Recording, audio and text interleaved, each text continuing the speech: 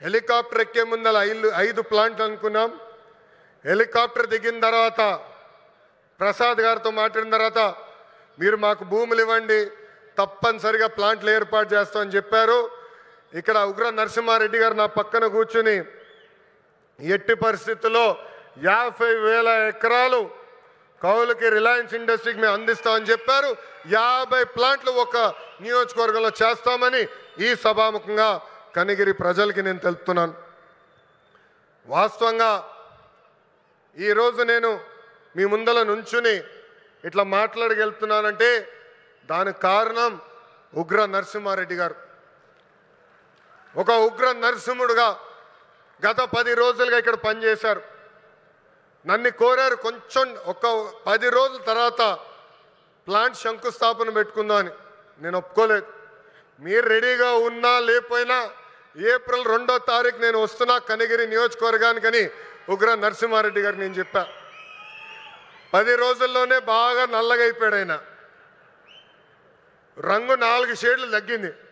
కనిగిరి ప్రజల కోసం మన ఇంట్లో ఉన్న నిరుద్యోగ యువకులు పక్క రాష్ట్రాలకు వెళ్లకుండా మన ప్రాంతంలోనే మన నియోజకవర్గంలోనే ఉద్యోగాలు కల్పించే లక్ష్యంతో అహర్నిశలు పనిచేస్తున్న ఉగ్ర నరసింహారెడ్డి గారిని మనస్ఫూర్తిగా ఈ సభాముఖంగా నేను అభినందిస్తున్నా. చంద్రబాబు గారు చెప్తున్న P4 విధానానికి రిలయన్స్ CBG ప్లాంట్ నాంది కాబోతుంది. పేదరికం లేకుండా చేయటంలో ఇది కూడా ఒక తొలి అడుగని సభాముఖం తెలుపుతున్నాం. రైతులకి ఈ ప్లాంట్ల ద్వారా పెద్ద ఎత్తున మేలు జరుగుతుంది. నేపియర్ గడ్డితో ఈ గ్యాస్ తయారు చేయబోతున్నారు. ప్రభుత్వ భూమికి 15,000 రూపాయలు, రైతుల భూమికి 30,000 రూపాయలు కౌలు కూడా రిలయన్స్ ఇండస్ట్రీ ఇవ్వబోతుంది. రైతులు గడ్డి పెంచిస్తే టన్నుకింత అని కూడా వాళ్ళు డబ్బులు ఇవ్వబోతున్నారు. ఈ ప్లాంట్ ద్వారా 110,000 మెట్రిక్ టన్నులు ఆర్గానిక్ ఎరువు కూడా తయారవబోతుందని ఈ సభాముఖ ప్రజలు తెలుపుతున్నాం. ఇంకా ఈ ప్లాంట్ ద్వారా గ్రామీణ యువతకి పెద్ద ఎత్తున ఉద్యోగాలు కూడా కల్పిస్తాం. ప్రకాశం జిల్లాలోకి ఎప్పుడు వచ్చినా నాకు నా పాదయాత్ర గుర్తొస్తుంది. ఈరోజు నేను నడుచుకుంటూ వస్తున్నప్పుడు అందరినీ కలిసా. గట్టిగా నా చేయి లాగారు. నాకు యువగలం పాదయాత్ర గుర్తొచ్చింది. మీరు చూపించిన ప్రేమ ఇంకా నా చేతి పైన ఉంది. అందరు నా చేతులు గీరారు, ఒకరు నా చేయి కూడా కొరికారు. మీరు మాకు నా పైన చూపించిన ప్రేమ, అభిమానం నా జీవితంలో ఎప్పుడు మర్చిపోనని ఈ సభాముఖంగా ప్రకాశం జిల్లా ప్రజలందరికీ నేను తెలుపుకుంటున్నా. ఉగ్ర నరసింహుడు నన్ను వదిలిపెట్టాడు కదబ్బా. కొన్ని కోరికలు కోరారు. మొదటిది రైల్వే ప్రాజెక్ట్.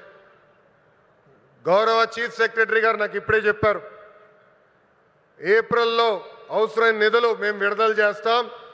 ఆగస్టులో గౌరవ ముఖ్యమంత్రి గారిని తీసుకొచ్చి ఆ రైల్వే ప్రాజెక్ట్కి మనం ప్రారంభిద్దామని తెలుపుతున్నాం. వెలగొండ ప్రాజెక్టు కూటమి ప్రభుత్వానికి ఒక ప్రయారిటీ. ఆగిన పనులు తిరిగి ప్రారంభిస్తాం. చివరి ఎకరానికి సాగునీరు అందించే బాధ్యత మేము తీసుకుంటాం. ఇంకా తాగునీరు గురించి నేను చెప్పాల్సిన అవసరంలా. తాగునీరు శాఖ మంత్రి ఎవరు? నాకు అన్న సమానమైన పవన్ అన్న. పవన్ అన్న ఏమనుకున్నా సాధించే వ్యక్తి. ప్రతి కేబినెట్ మీటింగ్లో మేము చర్చిస్తాం. తాగునీరు ఒక ప్రయారిటీ అని ఆయన ప్రతి కేబినెట్ మీటింగ్లో చెప్పారు. గత ప్రభుత్వం నాశరికమైన పనులు చేసింది, ప్రాజెక్ట్ని పక్కన పెట్టేసింది. తిరిగి కేంద్ర ప్రభుత్వాన్ని ఒప్పించి నిధులు కేటాయించి ఈరోజు ఆ ప్రాజెక్ట్కి టెండర్ స్థాయికి తీసుకొచ్చారు. నా అన్న పవన్ అన్న త్వరలోనే ఆగిపోయిన పనులని ప్రారంభిస్తాం. ప్రతి గడపకి కుళాయి ద్వారా తాగునీరు కూడా అందించే బాధ్యత కూటమి ప్రభుత్వం తీసుకుంటుందని ఈ సభాముఖంగా తెలుపుకుంటూ ప్రకాశం జిల్లా ప్రజలందరూ ఒకటే కోరుతున్నా. వైకాపోల్ పరిస్థితి చూస్తుంటే జాలేస్తుంది. వాళ్ళు పని చేయరు, పని చేయాలనుకున్న వాళ్ళ చేత పని చేయనీరు.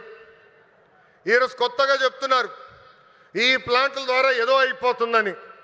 వాళ్ళని అడుగుతున్నా, మీరు ఇంట్లో గ్యాస్ సిలిండర్లు వాడరా, కట్టెపొయ్యిలు వాడుతున్నారా?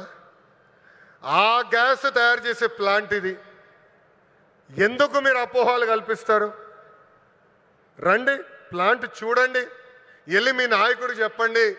అంతేగాని ఈ ప్లాంట్కి అడ్డు పడ్డద్దు. అడ్డు పడితే ఎర్ర బుక్కులో మీ పేరు ఉంటుందని ఈ సభాముఖంగా వైకాపా నాయకులు నేను హెచ్చరిస్తున్నా. మంచి పని చేసాక వచ్చా, దమ్ము ధైర్యంతో ఈరోజు నిలబడి చెప్పగలుగుతున్నా. 10 నెలల్లోనే ఎవ్వరు ఉంచిన విధంగా ప్రకాశం జిల్లాకి నేను ఈ ప్లాంట్ తీసుకొచ్చా.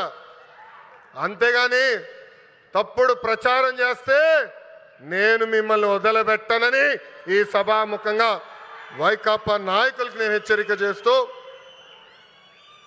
నిజంగానే ఈ సమావేశం చూసిన, వేదికమైన ఉన్న పెద్దలు చూసిన, ఈరోజు ఈ కార్యక్రమానికి యాంకర్గా నిలబడిన ఉదయభాను మేడం గారిని చూసినా నాకు యువగలం పాదయాత్ర గుర్తొస్తుంది. ఆనాడు బీసీ గర్జన పేరుతో నేను కార్యక్రమం పెడితే ఉదయభాను గారు స్వచ్ఛందంగా వచ్చి ఆ కార్యక్రమానికి యాంకర్గా నిలబడ్డారు. బీసీ సోదరులు జరుగుతున్న అన్యాయం పైన ఆనాడు మేము పెద్ద ఎత్తున ఆనాటి ప్రభుత్వాన్ని నిలదీశాం. నిలదీసినందుకు మేడం గారిని కూడా వైకాపా నాయకులు ట్రోల్ చేశారు. అంతేకాదు వేదికమైన పెద్దలందరి పైన దొంగ కేసులు పెట్టారు. నా పైన కూడా 23 కేసులు పెట్టారు. ఆనాడే చెప్పా, ఆ సైకో పాలనకి ఈ తెలుగుదేశం పార్టీ తగ్గేదే లేదని.